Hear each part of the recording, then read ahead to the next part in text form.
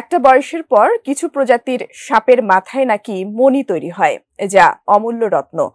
যদি কারো হাতে আসে তিনি বিপুল সম্পত্তির মালিক হয়ে যান। চারদিকে তার খ্যাতি ছড়িয়ে পড়ে। এ নিয়ে বাংলাদেশে তো বটেই, বলিউডে বহু সিনেমা হয়েছে। কিন্তু নাগমণি বলে কি আদৌ কিছু আছে? কি বলছে বিজ্ঞান? সে খবরই জানাচ্ছেন শেখ ফরিদ। পৌরাণিক কাহিনীতে নাগমণি সম্পর্কে তথ্য পাওয়া যায়, যা অনেক হিন্দি সিনেমা এবং সিরিয়ালেও দেখানো হয়েছে। এর ফলে অনেকে বিশ্বাস করেন 7টি নক্ষত্র থেকে বৃষ্টির ফোঁটা কিংকোবরার মাথায় পড়লে নাগমণি তৈরি হয়। নাগমণিতে রয়েছে হিন্দু ধর্মাবলম্বীদের শিবের আশীর্বাদ। কিংকোবরা কখনই এটা ফনা থেকে বের করে না, এমনটা বিশ্বাস করা হলেও বিজ্ঞান এটাকে মনগড়া বলেই উড়িয়ে দিয়েছে। ভূতত্ত্ব বিজ্ঞানীরা বলছে, সাপের মাথায় নাগমণির অস্তিত্ব কোনো কালেই পাওয়া যায়নি। মাথার ভেতর মণি বা মুক্তা থাকার কোনো বৈজ্ঞানিক ভিত্তিও নেই। পুরোটাই কল্পনা বলেও দাবি করা হয়েছে।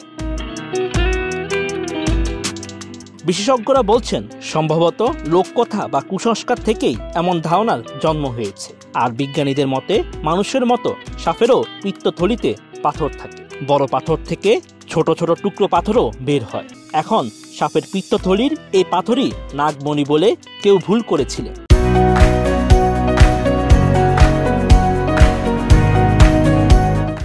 পরে সেটাই জনপ্রিয়তা পায়। মানুষ সাধারণ পাথরকে নাগমণি ভেবে বসে। এক এক্সপোস্টে সাপের মাথার নাগমণিকে মিথ বলে উড়িয়ে দিয়েছেন ভারতীয় IFS অফিসার সুধা রমন। তিনি লিখেছেন, অন্যান্য প্রাণীর মতো সাপের শরীরও মাংস এবং হাড় রয়েছে। কোষ এবং পেশিও একরকম, এর বেশি কিছু নয়। কোনো মূল্যবান পাথর বা রত্ন সাপের শরীরে নেই, কোশমিন কালো ছিল না। সাপ কাউকে সম্মোহিত করতে পারে না। নাগমণির মতো ভ্রান্ত ধারণার কারণে প্রতি বছর হাজার হাজার সাপ মারা হয় বলে ক্ষোভ প্রকাশ করেন সুধা রমন।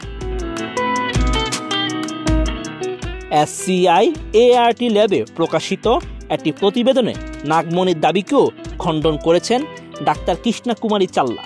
তিনি লিখেছেন যে নাগমণি বা ভাইপার স্টোন বলে কিছু হয় না, বরং এটি একটি প্রাণীর হাড় বা পাথর, যা আফ্রিকা, দক্ষিণ আমেরিকা, ভারত এবং অন্যান্য দেশে সাপের কামড়ের ওষুধ হিসেবে ব্যবহৃত হয়।